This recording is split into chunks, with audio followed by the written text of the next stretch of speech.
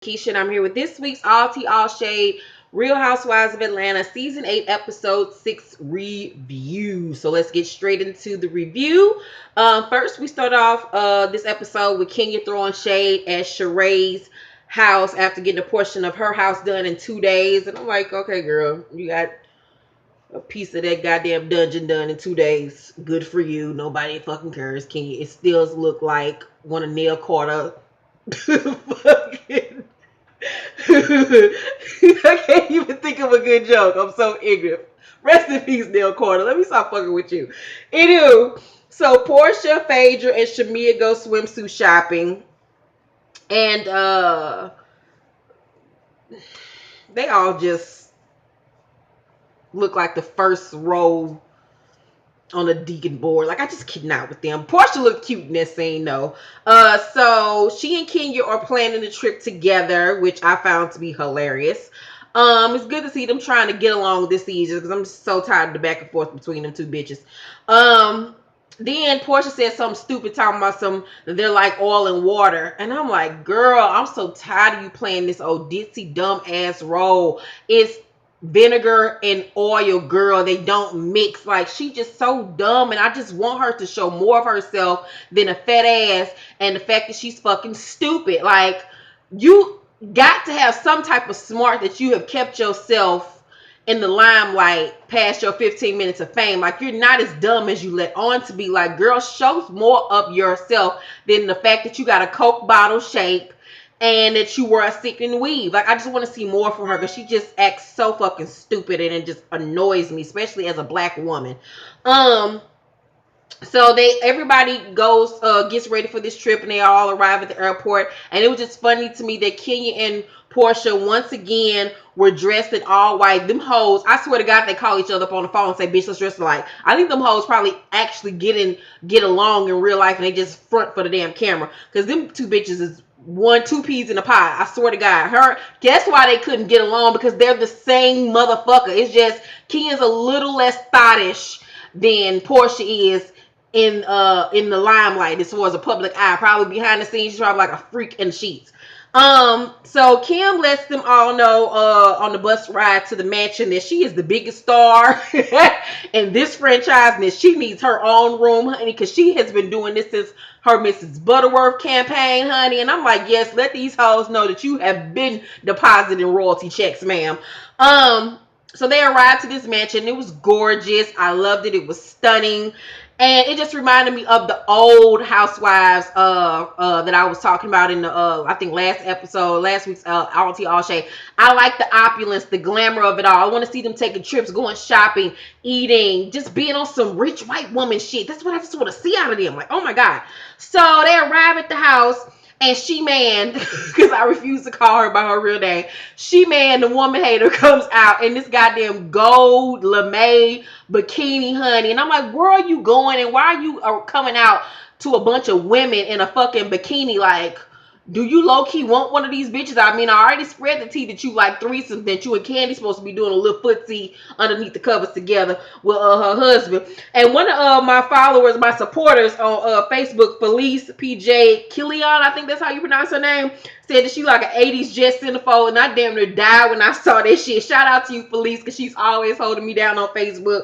But she, man, just looked so fucking ridiculous. I can't stand her. You know she's a hoe. Like, everything about her just spells hoe, whore, rat, skank, scallywag, skeezer. Like, everything about her is just So, as everybody's running from room to room like they're on the real world, Kim say, fuck all this. I ain't going to go to room to room with these bitches. I'm about to find my own room, so I got seniority around this bitch. And Kim decides that she's going to sleep in the second living room because it's spacious. She can plant herself on one of these big ass leather couches. She got a TV, honey. And she's good exactly where she's at. And Portia, like, I don't understand why she's choosing to sleep in the living room when there's bedrooms. I'm like, she is one of these people that, Kim is one of these people that doesn't have to have a lot to be easily pleased. Like, she's good at, you know, I can't even talk. The simplicity, the simplest things in life, and I appreciate that about Kim.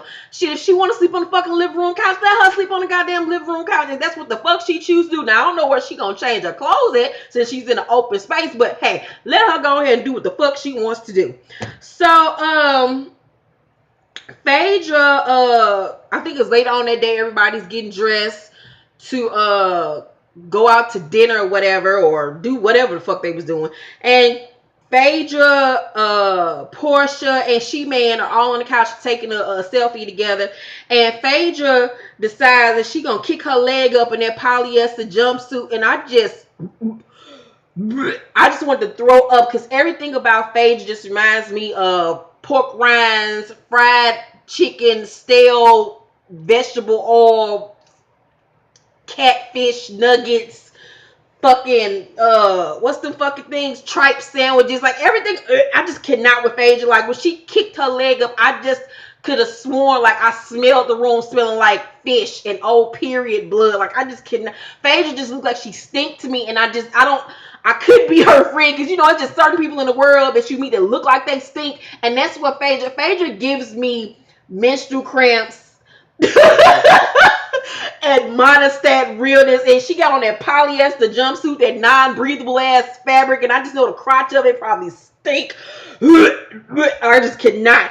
So then everybody was in the room. Well, there was Kenya, Cynthia, and Sheree, and maybe somebody else, and they were talking about how nobody likes Tammy and her weird ass, and she just acts like a California surfer dude by the way she looked and the way she talked. And Ken shares with Sheree that about what Tammy said about her in the car, about all the shit she was talking about, and Sheree's like, "Oh, okay, well, I think she been fucking my ex-husband. Back in the day, I think she was fucking him or whatever. So, I'm gonna see about her later on at this dinner. I'm gonna check little Bone Thugs and Harmony." And I'm like, boom, boom, boom, boom, boom, boom, boom, boom. She just looked like the 6th Bone Thugs and Harmony member. Tammy does. So She-Man comes out in a neon 2-piece outfit that looked like she got from the local goddamn me Dots or Rainbow or City Trends. Like everything about She-Man is cheap and plastic and look like she paid $10 for. I shop at the cheapest of stores, but I would make it look like it's $1,000,000 fucking. Everything about her just reminds me of just cheap fabrics that make you itch and fucking $5 Holiday Inn nights. It's not just I don't know about that bitch. She looks like a stormtrooper to me. Like I just don't know about She-Man and her style choices. So then we see Tammy, and Tammy got on a red ruche dress. Look like she stole it from Kiki Shepherd from the Apollo. And then Phaedra's like, your dress is kind of cute, girl, but them shoes. And then the camera panned down at Tammy's shoes, and I was like, what are those? Like them shoes were fucking horrible. She had on these thick ass clogs with this old 80s fucking dynasty dress that Diane Carroll wore in 1987. I'm like, why do you fucking have on them 1970 ass disco fever Studio 54 ass shoes on with this fucking dress? She been around white people way too long. And shout out to my white people. So Kim at the dinner table tells everybody, she's like, yeah, I'm letting y'all know, I don't know if I'm gonna make this trip, honey. Because I don't know how to be without my family, and I'm just out of my element, and I don't know if I'm able to handle all this out. So they give her some words of encouragement. And I'm like, okay, Kim, we tired of hearing about how much you love your kids. You make us feel like we ain't shit as parents because we ain't tripping it up being with our fucking families. Because Lord knows I need a vacation. And I love Kyrie to death, but I'll be like, deuces, my nigga. So Sheree steps to Tammy at the table. She was like, I heard that, I ain't know that me and you had a problem, but in all actuality, no, she said, I ain't know you had a problem with me. When all actuality, I should have a problem with you. And so Tammy says, you know what I'm saying? Me and Craig, or whatever the fuck Sheree's husband name is, me and him are really good friends, and I just hated the way he was being portrayed in the media, blah, blah, blah, blah, blah. And Sheree was like, well, nigga, did you ever see the canceled checks? And Tammy was like, no, I have not. And she was like, okay then. Well, let me know. Have you been fucking Brian, whatever the fuck that nigga name is? And Tammy was like, no, hell no, girl. She was like, well, that ain't what I heard, because he sure told me y'all had sex before. And she was like, really? That's what he said about me? And she was like, yes, that's what he said about you. He said that he had sex with you. And see, this is a key example of you riding for somebody and don't really know the whole damn story. It's okay to be a friend of somebody and take their word or whatever about a situation, but always remember in a situation that there's three sides to a story: his, hers, and the truth, or whoever's in the mix or whatever. So you just can't 100% ride with what somebody say, because that's their experience. Who's to say that his experience is the same thing as her experience? So it's okay to ride for your friend, but to an extent, because you don't know the other person, know what their experience has been with that person. So Tammy needs to have chilled and kept her mouth shut as far as that situation was concerned. So Portia then asked, well, who told you that Sheree, who told you Sheree and Tammy didn't like you? And she was like, Kenya told me. And I was like, there goes Kenya once again, being the cause of the drama or some bullshit. Well, she should have kept her mouth shut as well. So Kim is like, how old are we? Like, why are y'all tripping off whether somebody like you or not? And I'm like, Kim, slow movie clap for you. Like, cause girl, I don't give a fuck if you don't like me. Keep on not like hell. Shit, some days I don't like my damn self. So who the fuck gives a fuck if you don't like me? I could give a fuck. Cause you ain't paying not damn bill around this motherfucker. You think I'm gonna give a fuck if you like me or not? No. So I was 100% with Kim with that. And Kim then posed the question, I mean, is this information or instigation? I was like, speak that word from out of Proverbs 57, Kim. Because yes, I think in some situations when you're talking to one of your girlfriends, like your home girl, yeah, you're gonna tell her, yeah, this chick was talking shit about you in your situation. But if it's like some associate type bitches you don't really fuck with like that, keep your fucking mouth shut. So in this situation, Kenya was fucking wrong. She should have shut the fuck up and let them two duke it out on their own and her find out how both Thugs and Harmony felt about her on her own damn self. So the next morning, Kim is outside on her motherfucking lawn chair or whatever, getting her morning worship in. And I was like, yes, Kim, praise the Lord, because you are gonna need it. You need to be able to listen to Donnie McClurkin, Kirk Franklin, the Clark sisters, and everybody else to get some anointing to deal. My phone just went, to deal with these bitches and they ignorant ass attitudes. So Kim is on the balcony talking to Sheree about what Kim said. She's taking offense to Kim calling her out the table in front of everybody. And then we see Kim talking to Phaedra about it. She then questions again, as far as Kim is concerned, is it genuine? Is it genuine concern or just for sport? And I was just like, we all know that it's not genuine when it comes from Kenya in most circumstances, that it is for sport and for fucking a show, for this damn television show. So then everybody gets ready for a day out on the fucking yacht or whatever.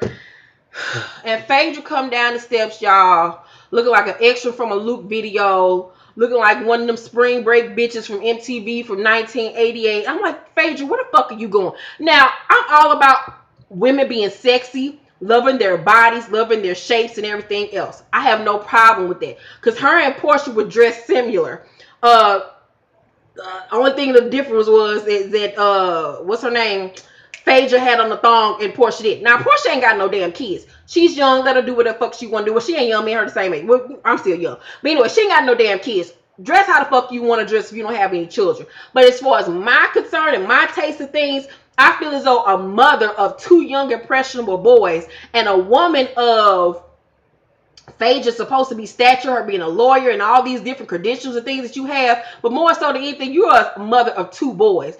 I just felt it was inappropriate for her to be slinging her ass in the camera every fucking 5 seconds, and then that one shot where they caught her grabbing her booty cheeks and smushing them together and shit like she was in a fucking Young Thug video. I found it to be very distasteful and very it was off-putting to me, because you have two little boys that's gonna eventually see this shit. You don't want little boys to be talking about to your sons once he gets an age or he know what the fuck is going on. Your mama's on TV with her ass all out. All his little friends are seeing your whole ass and shit. I just think it's certain things that are inappropriate as a mother to do. That's my opinion and how I feel. Because I, as a mother, would never get on here and show my titties and smush them to the camera or show my ass. No, I have a fucking son that, I want to be an example to. That's just my spiel on it. I just thought it was very distasteful. She's like, she stink as always. It was just cheap. Like, nothing about her looks rich and, just like, I just cannot with Phaedra or Portia. They both look skanky to me. Like, it's all, I just can't. So, anywho, and, she has a beautiful body. Let me say that. Phaedra has a gorgeous shape. I wish I had a shape like her, but it's just certain things I wouldn't do as a parent, and that's just me. So, She Man and Kenya and Portia all on the boat, and She Man bends over and pops her pussy like for a real nigga in a handstand, and Kim just looked like she wanted to pull out some blessed oil out of her purse and just get the splashing it on everybody. Like, what the fuck am I doing here? I want to splash them bitches for you, Kim. So everybody's partying, and they're having a good time. They're mingling with a whole bunch of Miami people and other people that are traveling. And next thing you know, Kim started crying.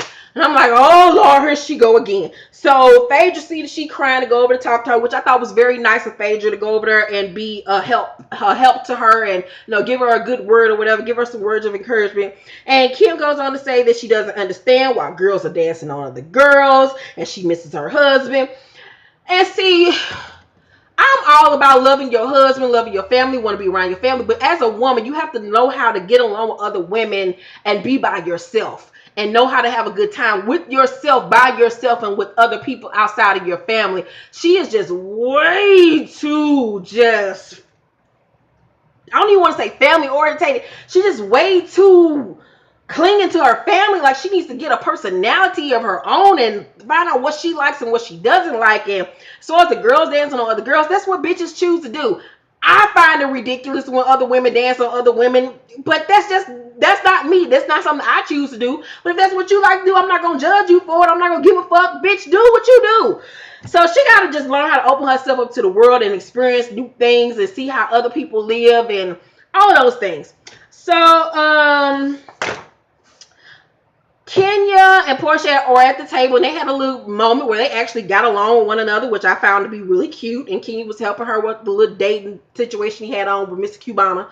So then Cynthia notices that once again Tammy ass is fucking disappeared. And I was like, Tammy is a cokehead. That's why the fuck Tammy keeps on fucking disappearing from the camera. She doing the same shit that what's Kyle Richards' sister from Beverly Hills Housewives that's a drunk. How her ass kept on disappearing and could nobody find her ass. That's the same shit Bone Thugs and Harmony's on. I'm convinced that Bone Thugs and Harmony is a cokehead child. And that's why you can't never keep a camera on her ass. That bitch is over there sniffing and keep herself awake for this damn excursion they on. So then next thing you know, Tim brings some dude over to the table telling this is my nephew Glenn. And I'm like, Glenn fine. Glenn could get it. How you doing, Glenn? Shit, my name Keisha. Huh, crack this old woman back. So I was looking at the camera like, at the screen like, Tammy, is this really your nephew or is this your co-connect in Miami? Because I'm gonna need proof. I'm gonna need some DNA like immediately, because just because you told Andy and them that this was your motherfucking nephew don't mean that I believe you. I think that's your coke dealer. I don't believe it. He was way too much of a nigga. So, and he talking about he played basketball and this and that. And Cynthia even said, yeah, this is her nephew and he played for the Washington Wizards or whatever the fuck he did. But I don't believe it. That's her coconut. That's what I choose to believe. So, Portia and Key were both on the nephew. They was like, shit, he cute. Like, what's up? Well, how you doing? I'm like, bitch, back the fuck up. That's me. So, they all want to throw that little old rickety pussy at Glenn ass. So, everybody then decides to invite the dudes they met to the house, and I'm like, Lord Jesus, bless this household, because it's about to be some bullshit, because everybody drunk, and they got Glenn, old fine thug ass with him, and it's about to be some problems, because he comes straight from the Ninth Ward, or whatever fuck that nigga from. He was just a little bit too hood, but he's want to be bougie bitches. So while they on the boat going back to the mansion, Ken snaps at Glenn. Is like, hey, what's your name? And he turned around. He was like, damn short, I know you ain't just snap at me. And I was like, oh, here it go. That nigga about to come out on their ass. He about to go College Park on their ass. I'm like, it's about to be some bullshit. I can't wait to next week episode. No, it's about to be some shit that's about to go down. Glenn about to fight everybody in the fucking mansion. Everybody about to get a black eye and die. And it's all Bone Thugs and Harmony fault because she brought her coke dealer to the house. So this is my review of the Real Housewives of Atlanta. Sorry if I was a little bit off tonight. I have had a really bad migraine today. Felt like my head was about to explode. Like my head was about to expand. I feel like my speech and shit is slowed down a little bit. Lord, I hope I ain't had no stroke today. Shit, if I did, Jesus be a fence. Pray for me, y'all. I will see y'all tomorrow night for my Love and Hip Hop New York season Ep6, I believe, premiere review, as well as Black Ink Crew Chicago will be returning tomorrow. I give tonight's episode of Real Housewives of Atlanta a B plus. It was really good. It was entertaining. Leave your thoughts and opinions on tonight's episode down below in the comment section, and please make sure to like, subscribe, and share on your social media sites, and please tell all your family and friends to watch me. Also, I'll have another wig review up tomorrow. Thank you all for watching the wig review that I put up last week. Got phenomenal reviews, and thank you all for your beautiful comments. I read and see everything. So thank you all for that, and I hope you all had a great weekend, a safe weekend, and get ready for a busy day tomorrow. But tune in tomorrow so I can give you some more laughs and smiles. Okay, let me go lay down because I feel like a stroke victim. All right. love you guys. Bye.